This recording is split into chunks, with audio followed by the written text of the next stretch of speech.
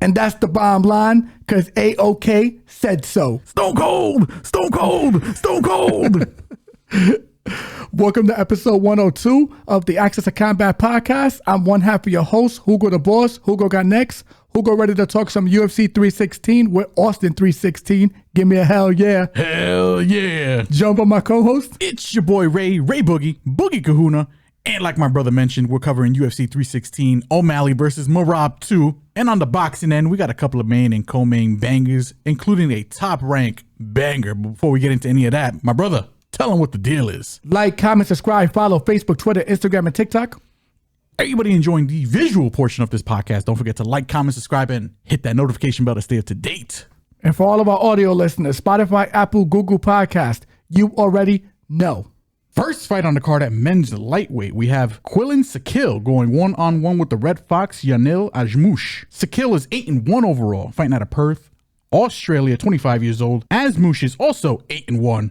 Fighting out of Israel, repping Israel, 30 years old. I'm a fan of Ashmouz. I mean, he's had a up and down UFC career so far, debuted against Sam Patterson. And that fight is aging better than I expected because I wasn't really that high on Patterson, but Patterson is turning out to be a decent fighter. Broke his arm against Duncan, kind of give him a pass there. Last fight was against Trevor Peek, where he kind of went life and death with the man. I didn't really like that, but he was able to get the grappling going and, you know, eventually squeak one out against them. Going against Salkilld here. Another guy I wasn't really too high on, but the more tape I kind of watched on him, he's a decent striker. He might have the striking edge. I think he has a dynamic kicking game. The kicking is better than his boxing, but his boxing isn't that terrible either. Has a decent grappling game. Will go to the grappling early and often. That's where the fight is going to get interesting in my opinion, because I do think Ashmouz, that's his bread and butter, but unfortunately, I think he's just a little outsized in this matchup. I don't know how he's going to be able to successfully hold down Salkilld for, you know, periods of time and, you know, get the control that he needs.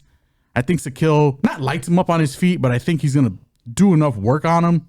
Give me Salkilld here for the win. I'll say by decision, because Ashmouz is a tough and durable guy, but not too optimistic on that pick. Yeah, for me, the line is a little too blown out. They got Ashmouz sitting at a plus 300. This smells like a possible dog play to me. And the reason being is because I think he's the better wrestler. Salkilld has beaten Jubilee, who's a fluke at this level. Gage Young on his Contender Series fight went to decision. Ashmouz, I feel like, just has a good repertoire. The only thing I will agree with you, I think his size might get him in trouble in this fight. I'm going to lean Salkilld for the Salkilld for the podcast sake. Shaquille O'Neal, you know what I'm saying? Bars. But I would not hate a dog play at Ashmouz here, just because I think he has the wrestling edge. I think if he wants to get this fight to the floor, he's going to get this fight to the floor. He probably won't be able to hold him down for a long period of time, the same way he did Trevor Peek, because Trevor Peek is also big for the weight class. But he also has a great gas tank, Ashmouz, and we saw it in the last fight. He can go all gas, no brakes, even with a broken arm as well, the fight before that. So for me, this is dog or pass, but Shaquille will lead him for the we'll leave Shaquille for the podcast sake. Next fight on the card at men's light heavyweight, we have the professional Azamat Murzakanov going one-on-one with the gorilla Brendson Ribeiro. Murzakanov is perfect, 14-0, fighting out of Jersey but repping Russia, 36 years old. Ribeiro is 17-7 overall, fighting out of Brazil, hailing from Brazil, 28 years old. I have a lot of feelings on this fight in particular. This wasn't Murzakanov's original opponent. He was supposed to be fighting Johnny Walker. Walker fell out. Now we got Ribeiro stepping in short notice. The reason why I say this fight is interesting is because on paper, Ribeiro's got the length, he's got the reach, he's got the size, he's more athletic, he's probably got the speed advantage as well. Decent power. But the one thing I don't like, and you know, always has me on the fence with Ribeiro, is his IQ. Doesn't really think things through. I feel like he should grapple when he should, you know, be striking, and striking when he should be grappling. He does have the tools here to give, you know, Murzakanov some headaches here. On the Murzakanov side, the guy's undefeated for a reason. Decent striker, solid wrestler, mixes up his strikes very well. Definitely has the better resume here, but the guy fights once a year. I feel like he would have way more success if he was a little more active. I still think he's the side here because he's technically better. I trust his decision making more. He does have finishes. He can finish late if he wants, but I think if you like the Ribeiro side, it's early. Gut feelings that this fight doesn't go, but give me Murzakanov here for the win. This fight has all the makings of like a Murzakanov ass whooping, but for some reason, especially in the year 2025, the year of our Lord, where nobody's undefeated record has held up for the most part. Ribeiro could be fucking sneaky here, especially early. But Murzakanov is going to be the pick. He's going to be the side. That's where I'm leaning. Yeah, I'm with you on the Murzakanov pick here. I think he's just technically more sound everywhere. I'm not sure where Ribeiro is going to be able to sub him because I think that's a sneaky play if you're playing Ribeiro. He got a Kimura his last fight from bottom, which was very impressive. Murzakanov is just gonna be a better wrestler in there, though. I just don't see how Ribeiro is gonna be able to get to his back, and he's much better than Ribeiro on the feet. Knows how to manage distance, has good boxing, utilizes the space correctly, knows how to set traps. This is Murzakanov's fight to lose. I do understand the worries about his cardio late. I don't think it's going to go late. Ribeiro also hasn't really been push yet either in terms of the wrestling and then taking an immense amount of damage, which I think he is going to take a couple of shots in this fight while it gets extended. So yeah, he doesn't have the best cardio either, in my opinion. You're right. For me, this is Murzakanov's fight to lose. Give me Murzakanov via knockout. But, we'll see how we bet it close to the fight time, especially when the lines drop.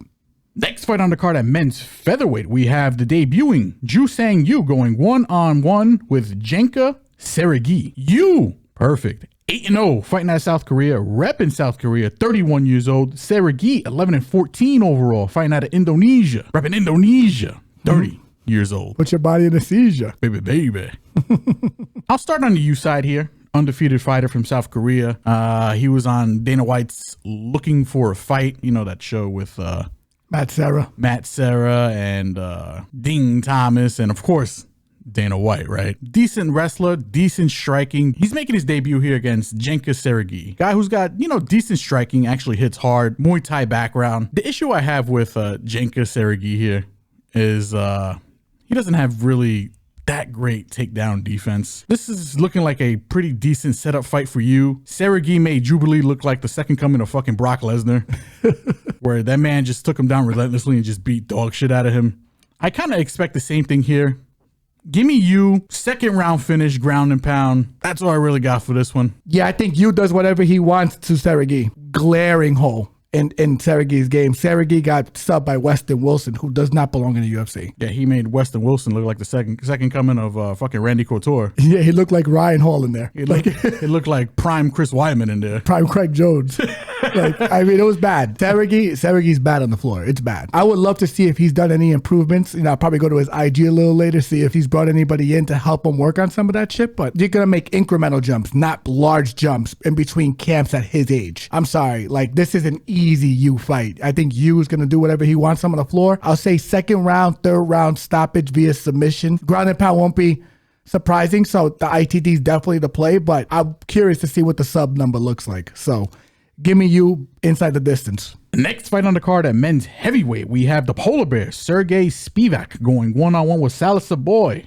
Waldo Cortes-Acosta. Spivac, 17-5 overall, fighting out of Moldova, repping Moldova, 30 years old. Salkilld boy, 13-1 overall, fighting out of Phoenix, but repping the Dominican Republic, 33 years old. On paper, classic heavyweight striker versus grappler. We got Spivac of the grappling variety going against Salkilld boy of the striking variety. Conventional wisdom tells you take the grappler, especially in heavyweight. Spivac is probably the favorite. Spivac is probably the rightful favorite. That being said, I think Waldo Cortes, depending on how wide it is, could be a little live, and for a couple reasons. One, he can be taken down, but I think his takedown defense is a little underrated. Hasn't really fought anybody that's taking him down so far in the UFC outside of Rodrigo, is it Nascimento or is it De Lima? What's his name? The Brazilian cat. I think it's De Lima, there you go. Even in that fight, De Lima kind of struggled to take him down. Waldo was able to get back up several times. Ended up losing that fight, but I'll lean Spivac for the pick just because of the grappling, but I think on the feet, Salsa boy lights him up. Underrated takedown defense.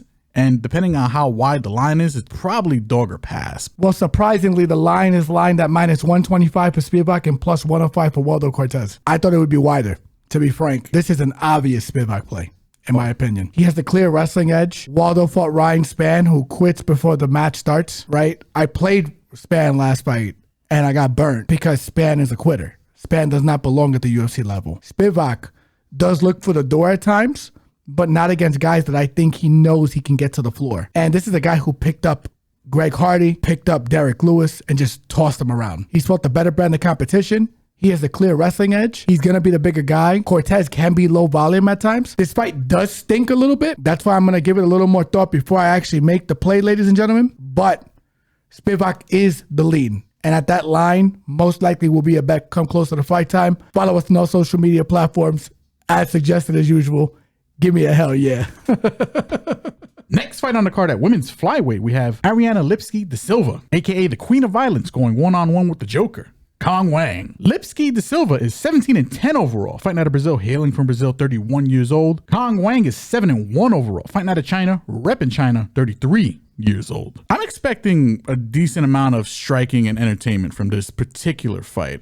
This is probably some good matchmaking here. I think Ariane Lipski, low-key, is probably the better MMA striker, in my opinion. She throws in combinations. She throws hard. With her striking in particular, she's not afraid to, like, you know, change levels with the kicks. But she's going against a woman here in Cong Wang who, on paper, is technically the better striker. She has more experience. She's fought extensively in the Muay Thai realm. I think she's going to hit harder, and I think she's going to be more dominant physically. I think Cong Wang, if she does mix in wrestling, she might have a decent advantage here. That being said, I think Ariane is low-key slept on when it comes to the jiu-jitsu. Agreed. That's what makes this fight very intriguing for me, only because Ariane doesn't really take damage as well. So Cong Wang is going to be the side here for me.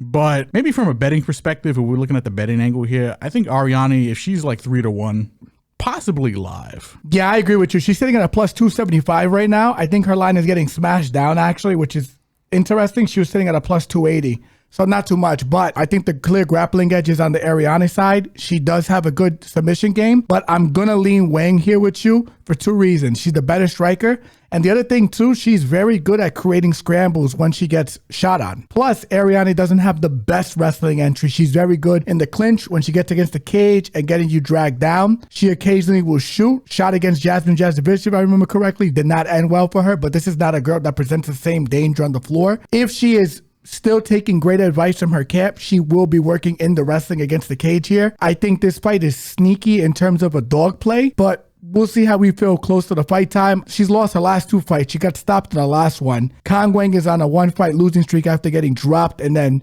choked out in her fight before. So I want to see how both these girls are still talking and what they're doing. I know Cong was a little more tentative in her last fight. Ariane, we'll see how she's going to take, what approach she's going to take close to the fight time. But if she doesn't mix in the wrestling, I think it's a very dumb game plan. But according to her new camp and from the historics that we have from them, they have been pushing her to have a better fight IQ in there. So Ariane is not a bad dog play, but the lean is definitely Cong.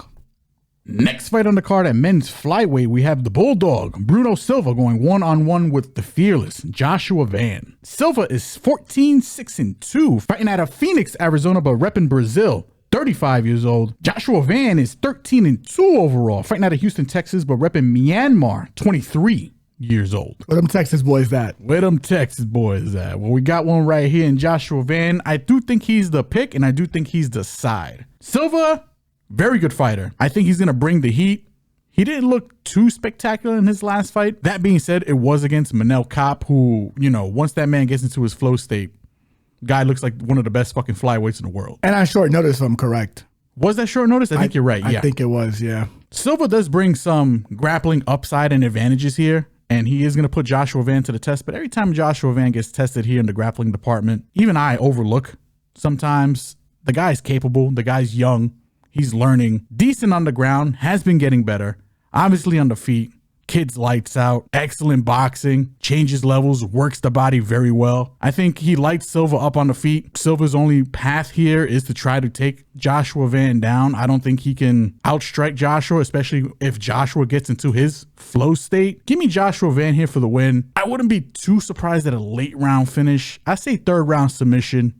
Van's the pick here for me. Yeah, I'm with you. And one thing I've noticed, especially this year with the UFC cards, I'm looking at the placement of where they put some of these preliminary fights and then where they put some of these main card fights. They're clearly trying to feature Josh Van here. Yeah. And no disrespect to Bruno. Bruno is a little bit of a journeyman. I don't want to disrespect him too hard because he does have a path to victory in this fight. The thing is, I just have a hard time believing that he's going to be able to get this new and improved version of Van on the floor. A young, improving version. And, there's a huge age gap here, 23 to 35. Yeah. At this weight class, a little alarming for Bruno. And I just don't like this fight for him. Josh has shown the incremental adjustments he has made between camps, especially after getting stopped by Charles Johnson, which still burns me to this fucking day. Yeah, that was actually insane. Oh, that was gross. And but I think Josh Van, this is his fight to lose. I think it's third round or decision. Next fight on the card at men's bantamweight, we have Mario Bautista going one-on-one with the debuting No Love Patchy Mix.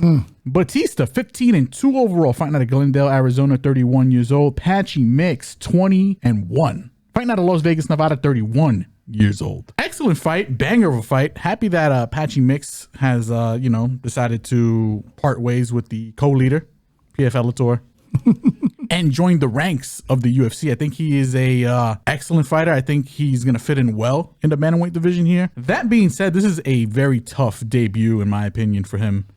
Mario Bautista on this card, probably because, Sean O'Malley's on the main training partners. Bautista is very good. I think Bautista is going to give him a lot of trouble on the feet and a decent amount of trouble on the ground, or at least when it comes to the grappling department. He's not going to be the easiest guy to take down. I mean, Patchy Mix is pretty much the new Aljamain Sterling in terms of the grappling here. He's a backpack boy. He's going to try to go get Bautista's back. Probably will get Bautista's back here.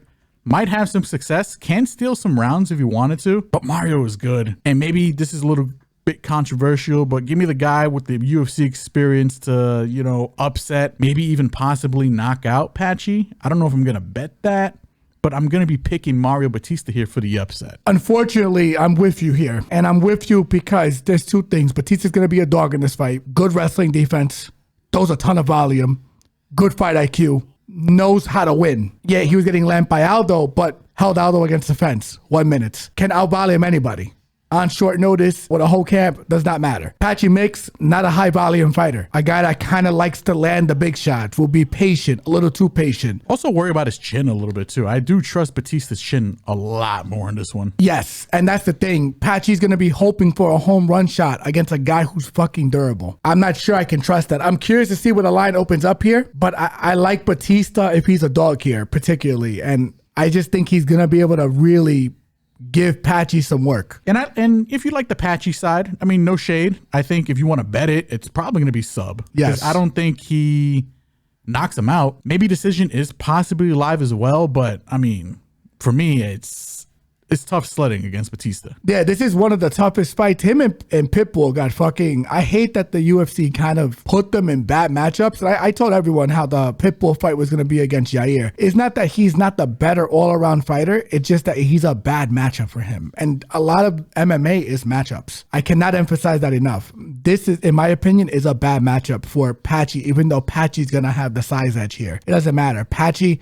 little too patient, needs to get your back to really win, low-key. He can knock him out, but I mean, this is a guy who is historically just fucking durable. And Patchy's low volume. Give me Bautista here for a dog play if he is in fact dog money. Next fight on the card at men's welterweight, we have the silent assassin Vicente Luque going one-on-one with the trailblazer Kevin Holland. Luque 23-10-1, fighting out of Brazil, hailing from Brazil, 33 years old. The trailblazer Kevin Holland is 27-13, fighting out of Fort Worth, Texas. Where them Texas boys at? 32 years old. Austin, Texas. What 316 said? Hell yeah. Hell yeah. This is a banger of a fight between two veterans of the octagon here, but I am going to be picking the trailblazer. A little scary from a betting perspective, whenever you bet on a Kevin Holland fight, because you don't know if he's going to take this serious. You don't know if he's going to show up. The guy's got all the fucking talent in the world. He's got the tools. He's got what it takes to fuck Luque up here. Prime Luque probably gives Trailblazer some work, but I think he works him in his prime. I don't want to be too harsh. He's shot. My brother's gonna be nice, but he's shot. I don't want to say that he's shot, but he's definitely even at 33, just too battle. What's the phrase I'm looking for? Battle worn. He's been through it. He's seasoned. He's seasoned. He's seasoned as fuck. He has adobo all over him, bro. Oh, he's got the extra with the pepper. I don't think he's got anything for Holland on the feet outside of just pure power. On the ground, can get a little tricky. Holland can fuck around and find out, but Holland... He's a better grappler at 70. When he doesn't have a 200+ pound man laying on top of him. Even if Vicente gets him to the floor, and you've seen in the last fight with Gunnar Nelson, he's going to be able to hold his own in some of the exchanges. And Gunnar's a phenomenal grappler, and Kevin was able to manage him and then land damage. So for me, I don't know where Vincente's safe in this fight. Yeah, I completely agree. Always scary to bet a Kevin Holland fight, but Kevin Holland is got to be the side here only because Vicente is not the old Vicente. We're getting a used version of Vicente here. So Holland for the win, possibly ITD. Agreed. Next fight on the card at men's middleweight, we have Kevin Gastelum going against Body Bags, Joe Pyfe. That's a hard-ass name. Hard-ass name. Hard-ass nickname.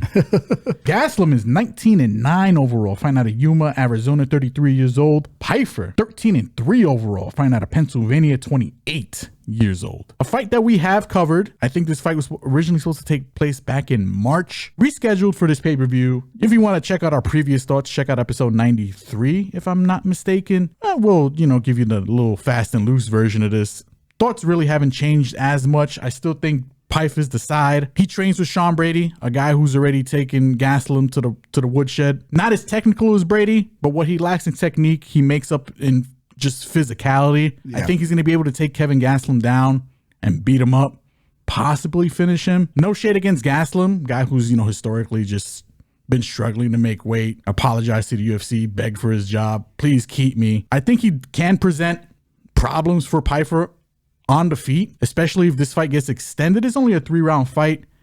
Pyfer, if I had to bank on it, doesn't really have the best gas tank. I think, considering Gastelum is built like a refrigerator, probably has the cardio advantage here. That being said, I just don't think the fight is going to play out that way. I think Pyfer takes him down and does whatever he wants with him. Give me Pyfer here for the win. Say 3rd round decision. Yeah, I think this fight's probably going to end by sub on Joe Pyfer. I agree with you. I think Kelvin Gastelum probably has more weapons on feet. He's the cleaner puncher, to be frank with you. Pyfer kind of swings wide. Not really the best technique at his punches, but if he connects, he's going to drop him. Especially old, shop-worn Kelvin Gastelum. And on top of that, too, if he gets on top of him, he's going to fuck him up. He's just way bigger than Brady. He trains with Brady. He's going to get the lockdown on the far side, get on top of him from a deep half, and just fucking either smash his face or Calvin's going to give his back and get subbed.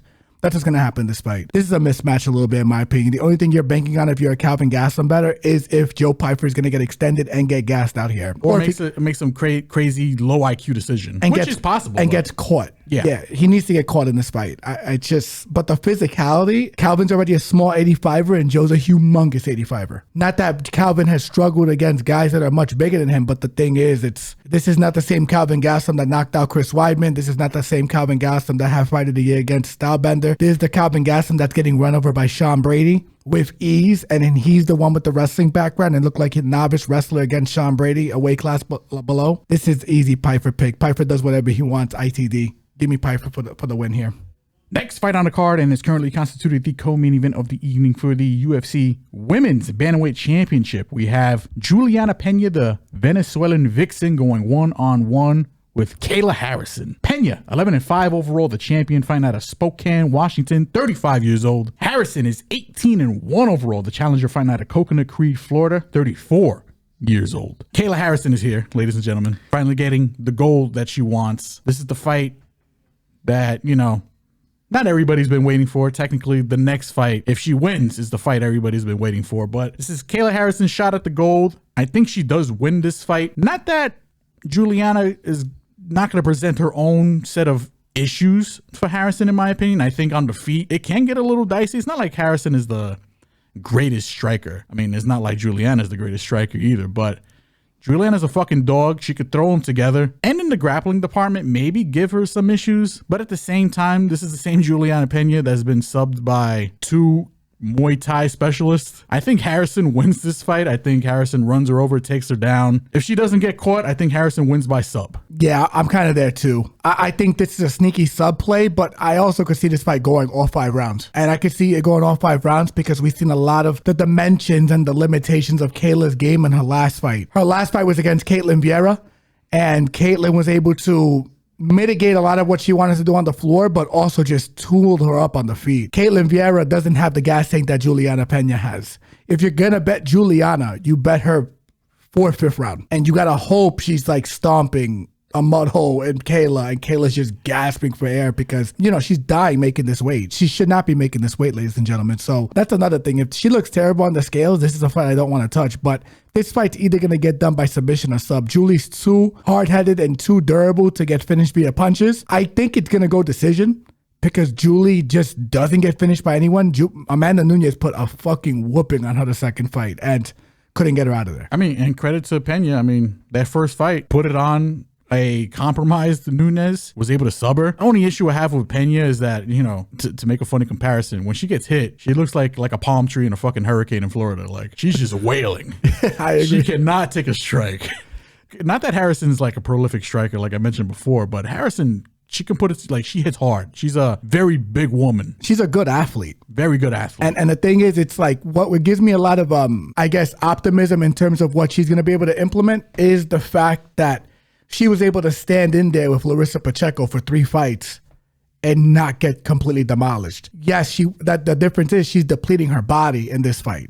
That's the only difference, but she's also going against a smaller girl who doesn't have the best takedown defense. She's okay. And doesn't have the physicality. Yeah. I don't think the physicality is like the key in this particular fight. Yeah. Kayla's going to be able to get wherever she wants. Ketlen Vieira is a little bit of a thicker girl than Juliana. That's why she had some issues with Ketlen in some of the scrambles. Plus, Ketlen's a Brazilian Jiu-Jitsu black belt. So it's like, Juliana's not any of that. Juliana's got a wrestling base, a decent jab, a stiff jab, and just piss and vinegar. Like, she's just durable and tough as shit. For me, if you're going to bet Julie, it's got to be later in the fight. She's not going to break Kayla like she broke Amanda. Kayla's not going to fold in the first 2 rounds. You have to hope, if you're a Juliana better, that Kayla's going to fall off a cliff late in the fight. That's the only way you could bet her. But Kayla Harrison is definitely a lean here. For me, either submission or decision. We'll see how the line shake out close to the fight time, and then we'll make a decision. But for me, this is a little bit of a mismatch everywhere but the striking.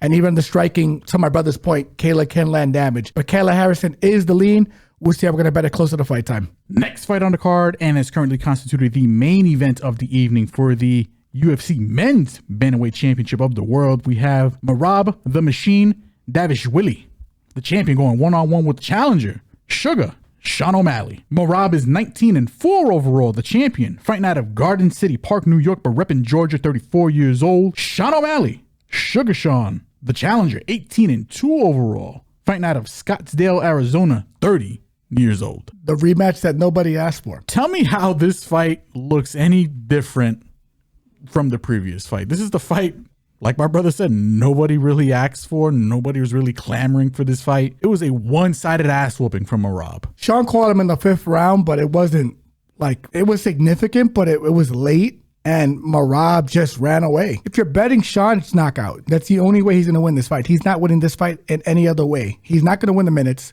He's not subbing Merab. He's either going to knock him out, and that's it. He's not winning the decision this fight. Yeah, for me, like, they say fights never look the same. I mean, not fights, but rematches. They never really look the same, right? This one's going to kind of look similar. The only way it looks not completely, but kind of different is either Merab actually gets the finish this time, doesn't really play with his fucking food, because he has the tendency to fuck around a lot in the octagon, you know, showboat, show off, you know, start flexing on his opponents while looking Dana White saying, this is light work, why you got me fighting this motherfucker. Or Sean O'Malley does the unthinkable and actually throws some offense, takes some risk. I do think he has the power and the striking to fuck Merab up, but he's got to go forward. He's got to accept that he's probably going to be taken down, because I don't think his takedown defense has improved since their last fight, which was not that long ago. If O'Malley walks forward and throws offense, he can and probably will win by knockout. But the guy's a cautious fighter, might overthink it. I'm gonna have to pick Merab here. The line is probably stupid wide. It might be a decision again, but I'll take the shot since rematches don't really look the same. I think fight doesn't go is probably a decent bet for this one. Yeah, I mean, and the thing is with Sean, he's saying that he's like clean off of weed now. He had a torn labrum for that fight. Listen, Merab had a ton of fucking injuries heading into that fight and the Umar fight. I think he has some injuries going into this fight. I'm not sure, I haven't verified, but I think he broke his toe again coming into this one. Yeah, he did. Yeah, I think that's pretty accurate. The guy is a maniac, but he doesn't care. He doesn't care. And the thing is, he's not going to use this as an excuse if he loses. No. So for me, it's like all these guys coming injured. The losers are the ones who usually bitch about their injuries. I just think that this is just a horrible matchup for him. I don't know how he's going to get him down. He has to time Merab, and what Merab did so well in that fight was feint. A lot of feinting. Took his time. Then shot. Then was able to let his hands go. Confuse O'Malley, overwhelm O'Malley, get him against the cage. And O'Malley had nothing for him with the wrestling. Nothing for him. If not stuff the takedowns. This ain't Aljo. You know what I'm saying? Aljo will get tired later in the fight. Aljo did get a little over ambitious. And to be honest, if they ran that fight back, I'd be curious to see how that fight looks. I think Aljo has a real shot to take his back and sub him. Yeah. I mean, listen, O'Malley's just got to accept the fact that he's probably going to be taken down multiple times in this fight. He's just got to be working on his get up, working on his offense, and just putting the pressure. If he walks forward and tries to dictate this fight, Merab ain't really got the best chin. No. Let's keep it a buck. And like the path is there for O'Malley. It's a slim path. And it's a path that I mean, unless he has some kind of fucking renaissance between this fight and the last fight, is a slim path. But again, you know, Merab should make this look like light work again. Yeah, with all that said, I think I'm going to speak for me and my brother here. We have Merab by either sub or decision here. We'll see how we're going to play it closer to fight time, but Merab, habitual line stepper, likes to play with his food, has historically gone to decision with all of his opponents. I think this is no different. I think O'Malley's going to work on a couple of things. He is not an easy guy to finish. Give me Merab by decision here, and we'll see how the lines drop and everything gets a little closer to fight time to make a final decision for you. Follow us on all social media platforms as usual. And that does it for our UFC 316 coverage. Moving right along to the sweet science, we're going to jump right into a fight that was also supposed to take place a couple months ago, rescheduled. We'll kick it off in Australia. We have Jai Opetaia going one-on-one with Claudio Sequeiro. This is for the Ring Magazine, the IBF World Cruiserweight title. Opetaia, perfect. 27-0.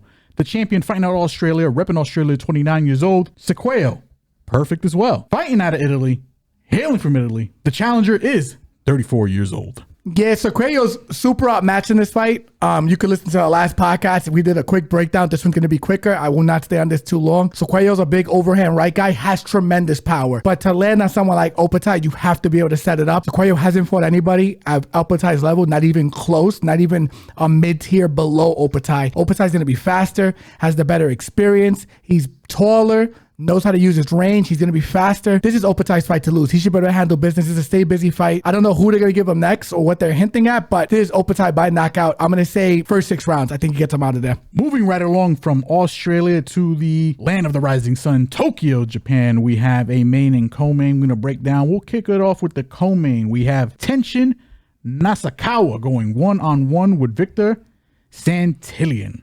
Nasukawa, perfect. 6-0. Fighting out of Japan, hailing from Japan, 26 years old. Santillan, 14-1 overall. Fighting out of Puerto Rico, but repping the Dominican Republic, 29 years old. Yeah, Tenshin Nasukawa, people may know him famously for boxing Floyd Mayweather in exhibition. Completely undersized in that fight against a master boxer. So, you know, no credit to him getting dismantled in 1 round, I think it was. But he's all action, has a kickboxing record, is working his way into the boxing scene. Took care of business against Jason Maloney his last fight. A little worrisome about his chin because Maloney was able to sting him and Maloney is not the biggest puncher. He's going against a Victor Santillan here who he is not old but fights old. Has slow hands, very good at going to the body, very technical. We'll give him his credit. The thing is, I think he's just going to be super overwhelmed by Nasukawa's angles, punching power, and speed here. Nasukawa is super explosive. I think Santillan is going to have a hard time dealing with the speed. The issue with betting this fight, I think it's a little weird because Nasukawa, even though he has 6 wins and he's 6-0, he's not a prolific knockout artist. He only has 2 stoppages. Granted, he did fight Maloney in his last fight, so he's rising up fast against better competition.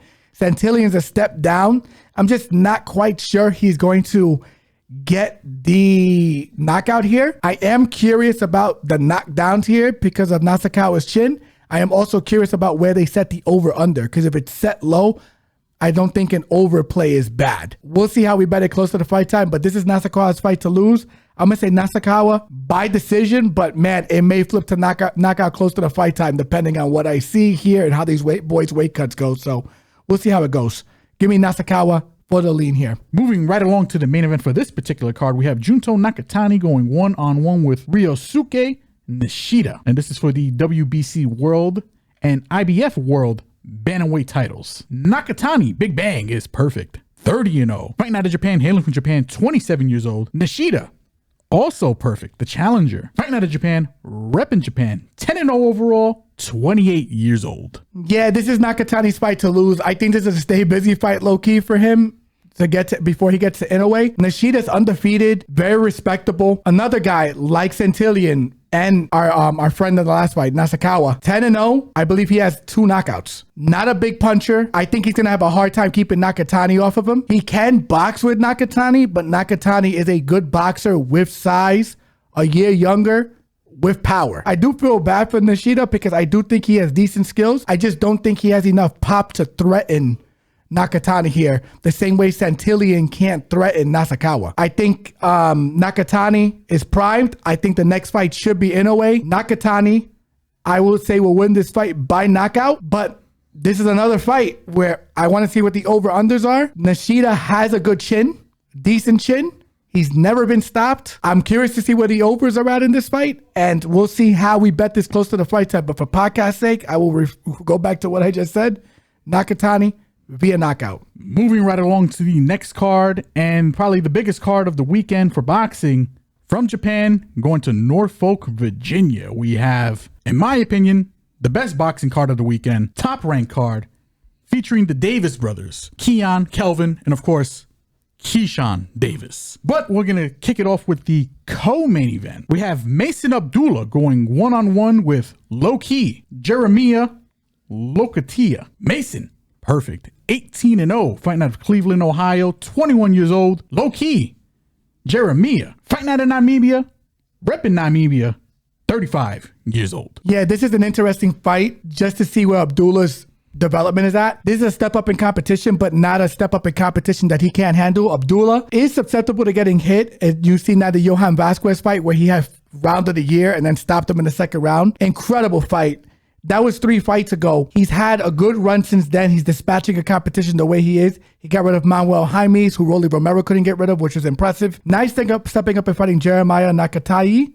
I can't pronounce his name, don't want to butcher it, so I'm going to move forward with it. But Jeremiah is a step up in competition. Jeremiah has fought Raymond Martalia and Shakur Stevenson. Shakur Stevenson boxed circles around him, and Raymond Martalia knocked him out. The reason I think this fight's going to end in knockout for Jeremiah is because he still leans with his chin up, doesn't have the best boxing defense, but I do think the prop for the knockdown on Abdullah Mason is live here because Abdullah is susceptible to getting hits because, like Inoue, he likes to get into slugfest and throw bombs. Jeremiah does crack, hits extremely hard. So if that's a fat number, I don't hate sprinkling on it. But inevitably, what's going to happen is Abdullah's going to get his wits about him, whether he gets dropped or not. And he's going to stop Jeremiah, I think, in the first 6 rounds. This kid is a marauder. He's strong. He's fast. He's young. He's going to be just as big, if not bigger than Jeremiah on fight time. And Jeremiah's defense is just not up to par to deal with a puncher of this caliber. Give me Abdullah Mason, rounds 1 through 6 for this fight. And last but not least, the main event for this top ranked card for the WBO World Lightweight title, we have Keyshawn Davis going one-on-one with Edwin De Los Santos. The businessman Davis, perfect. 13-0, the champion, fighting out of Norfolk, Virginia, 26 years old. Edwin De Los Santos, aka La Granada. I'm assuming that's grenade in Spanish, right? That's a damn shame because I should know that. 16-2 overall. The challenger fighting out of Santo Domingo, Dominican Republic, repping the Dominican Republic, 25 years old. Yeah, this is a fight where it's super interesting because of the styles. It's going to be fun. To be frank, this card I think is the best card of the weekend just because stylistically there's a lot of shit that can happen. De Los Santos can crack very explosive. This is why Shakur Stevenson had that boring ass Thursday night fight against him and he stood away from him, because once he tasted his power, he was like, all right, I'm going to fall back. But if you go deeper into the archives here, De Los Santos had a very entertaining fight against Jose Valenzuela, got hurt in the fight, dropped Valenzuela, and then inevitably stopped him in the third round. I like Keyshawn in this fight a lot. Keyshawn, much more defensively responsible. Keyshawn, good counterpuncher. Keyshawn, good power puncher. Keyshawn, very high fight IQ. And is pretty durable himself when he gets cracked. Do this game, do trains with Shakur Stevenson. Shakur was able to manage De Los Santos. I don't suspect that Keyshawn's going to do the same. I think Keyshawn's going to probably get into a slugfest with him. This is another fight where, surprisingly, if that line for De Los Santos dropping Keyshawn is large, sprinkle. I mean, like, put like $1 or $2. Why not? Because if it's like a plus 1,500, why not?